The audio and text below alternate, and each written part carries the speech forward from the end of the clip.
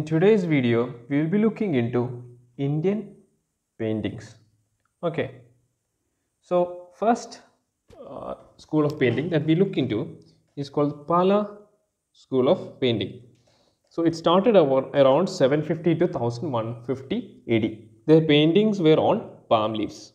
Okay, they were on palm leaves, mainly patronized by Buddhists. Since their religion was against any form of violence against living beings, the use of banana or coconut leaves were encouraged.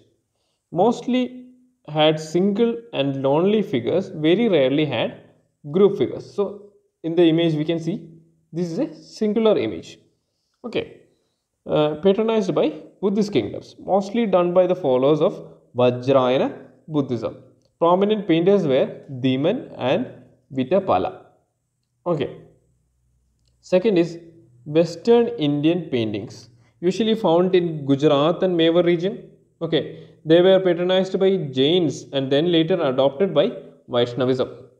Okay, they added concept of Gita Govinda and secular love.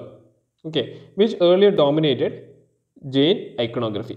Although there were no such much difference, they were mural paintings in reduced dimensions. They were small paintings, reduced dimension, reduced scale of mural paintings. Okay, the style of painting was fish-like eyes and double cheeks. They tried to give angular figures in the second and third profile. Animals and birds were drawn as toy figures. Women were drawn with enlarged hips and breast. Okay, in this image we can see that, this kind of attributes are given to the women and to the men. Okay, and we can see toy figures, animals and all are given in the form of toy figures. A bird is there in a toy figure. Okay, colors used had symbolic meaning and they included red, yellow and ochre. Ochre is this color. Okay, and in the later phase they used bright and gold color. Okay, now we come to the transition period miniature. With the incoming of what happened now, the Muslims or the Islamic invasion takes place in India. Okay, with the coming of Muslims, there were a great change and brought about a renaissance or a enlightenment or a change of culture in the 14th century. The Islamic style took over and traditional style survived only in the Western Indian courts. In the southern states of Vijayanagara, different style was emerging that was closer to the Deccan style of painting. Okay, and Deccan dress and human outlines were demarcated in black. Okay, this is the image. This is a transition period miniature in the Veerabhadra temple paintings. This is Veerabhadra temple, and inside that there is a painting which is an example of transition period miniature. Okay, now we have miniature paintings during Delhi Sultanates. Okay, this style brought together both Persian and traditional elements. They gave preference to illustrated manuscripts, and one of the finest examples of this period are Mindmaps. Okay, during the reign of Nazir Shah, the ruler of Mandu. Another style, Lodi Khaladar, which was prevalent in the region. So Mindmaps was actually a cookbook. Okay, this is the image of Mindmaps. Okay, three major styles emerged later in medieval period were Mughal, Rajput and Deccan. Now we will discuss that also. But remember that Mindmaps Nama was by Wazir Shah, ruler of Mandu. It was a cookbook. Okay. Now Mughal Era painting or Mughal Era school. Paintings made in Mughal period had a distinctive style as they were paintings from Persian antecedents. Okay, antecedents. Okay, or Persian descent. The focus now shifted from glorifying God to glorifying the ruler. So here we can see this is Shah Jahan, I think. Shah Jahan placed in the central figure. Okay, so rather than glorifying God, glorification was given to the ruler. Okay, the Mughal paintings brought together Persian naturalistic style with the opulence of a great dynasty and created some beautifully illustrated folios. They were considered unique because they used brilliant colors, and Mughals were known for their diverse themes. They used the technique of foreshortening. Objects were drawn in a way that they look closer and smaller than they were. Okay, in this figure we can see the king is seated here, but every single detail is properly represented over here. Okay, the size may be small when compared to the real image, but every singular detail is properly given. So now we look into the Mughal art under various rulers. Okay, first one is under Babur. Babur, he established the Mughal dynasty, but he didn't have much time to commission the paintings. He is said to have patronized a Persian artist, Behzad. Okay, Behzad was an artist that was patronized by Babur. So now we come to Humayun. Humayun was also a great patron of arts. While he was at Shah Tamzab's court in Persia, we know how was the life of Humayun. So when he was in Persia, he acquired the service of two main painters called Abdas Samad and Mir Sayyid Ali. These artists are responsible for bringing Persian influence and Mughal painting in Mughal paintings. Who brought Persian influence in Mughal paintings? Abdas Samad and Mir Sayyid Ali. Okay. Now we come to Akbar. He established the entire department devoted to painting and scribing. He established a formal artistic studio called Tasveer Khana. So this is important. Akbar's time of ruling in Mughal dynasty, there was an artistic studio called Tasveer Khana. Okay, Tasveer Khana. Akbar also recognized the beauty of Indian artists and who worked for previous rulers and invited them to work in his studio, that is Tasveer Khana. He started the Indian influence in Mughal paintings. Okay, the use of three-dimensional figures and foreshortening were used. Okay, that is also there. In this image, we can see there is a 3D aspect to it. It is actually Tuttinama. Okay, Tuttinama is the tales of parrot. The artist encouraged the use of calligraphy, that is writing. Here we can see there is a writings, okay, calligraphy in the paintings. Now we come to Jahangir. Jahangir is the most famous of the Mughal rulers in his contribution towards arts. Mughal paintings reached its apex level or zenith in his time. He was a naturalist. Okay, there was no external or artificial elements in his paintings, and he preferred the paintings of flora and fauna, that is animals and plants were the type of paintings that he focused on.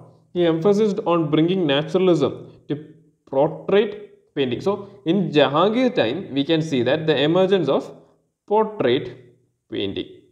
Okay, portrait painting emerged in Jahangir's time.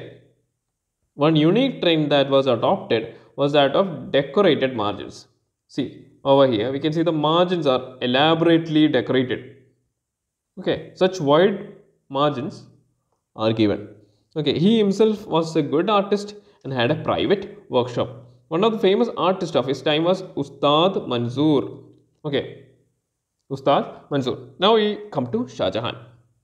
He liked to add artificial elements. He was inspired by European influence. He instituted the use of charcoal. Who instituted the use of charcoal and pencil? It was Shah Jahan. Okay, Shah Jahan. And the increased use of gold and silver. Okay, in this image we can see that there are images of angels in the painting. So this can be attributed to the European influence and also the addition of artificial elements in Shah Jahan's style of painting. Now we come to the Rajput paintings. Now Mughal paintings are over. Now we look into the Rajput paintings. Rajput paintings is originated from the Indian state of Rajasthan in the late 16th and the early 17th century. The princely states of Rajasthan were ruled by Mughals. That is why most of the schools of Rajput painting reflect resilient Mughal influence. The theme of Rajput paintings. Now we need to look into the theme of Rajput paintings. So it included the life of Lord Krishna, great epics of Ramayana and Mahabharata, landscapes and humans. The 18th and the early 19th century saw Rajput paintings demonstrating events of the life of Krishna. Okay, even though there was Mughal influence, they were focused mainly on Hindu literature or Hindu art forms. The other popular themes in the 19th century were Rangamala and devotional subjects. Now, base of Rajput paintings. Rajput paintings were done on walls of palaces, inner chambers of forts, etc. Color theme of Rajput paintings. Colors derived from minerals, plant sources, conch shells, precious stones, gold and silver, etc. are used for paintings. Now we come to the different schools of Rajput paintings. So from 16th century, numerous schools emerged for Rajput paintings. They include Amber and Jaipur. The paintings of Jaipur and Amber display strong Mughal influence, along with the bold configurations and the use of concepts reflected regional characteristics. Then Bikaner school, paintings of Bikaner were based on Mughal custom. It also reflects a noticeable influence of Deccan paintings. Bundi Kota Kalam school, heavy Mughal influences with themes based on lives of aristocracies, lovers and women. Kishangarh school, Kishangarh style of painting was essentially a synthesis of Mughal and local style. The theme of this style comprised of the representation of affection between Krishna and Radha. So Kishangarh, KK, okay, or Kishan basically means Krishna only. Krishna, okay. Kishangarh school is related to Krishna and Radha. Then Marwar school. The best example of Rajasthani paintings in Marwar is that of the Rangamala, painted in Pali. Okay, the most common themes encompassed the paintings of nobles or nobles on horses and court scenes. Now, Mewar school of Rajput paintings focused on traditional style. Okay, trying to evade the supremacy of Mughals. So, Mewar was another region in the northwestern part of India that successfully defended their territory against the Mughals. So, naturally, their art forms were also defensive against the supremacy of Mughals. Okay. Now we come to the points of differences between the Rajput style and the Mughal style. Okay. Okay, it is Mughal style. Okay. Type. Initially based on mural and fresco forms. In the later period, the miniature painting form became dominant. And in the Mughal paintings, it is based on Persian miniature painting style. So it was initially in the Rajput style, it was basically mural and fresco paintings. Okay, fresco basically means it was initially done on wet surfaces and painted on that. Okay, and mural paintings, mural and fresco forms were in Rajput style, and later they adopted miniature style of painting. Okay, then themes, usually devotional or religious in nature. Now in Mughal, usually depicts Mughal emperor or his household, royal pomp and show, then battles and the hunting scenes, they were very popular. Then peculiarity. Rajput style uses Hindu symbols like lotus, peacock and swan very frequently. Now in Mughal style, they focus either on the person in the picture or on trees, camels and falcons. Now time period, it is in 17th to 18th century, and Mughal is from 16th to 18th century. So that is the basic differences between the Rajput style and Mughal style of painting. So I hope today's lecture was productive for you guys. So until next time we meet again, God bless you all. Jai Hind.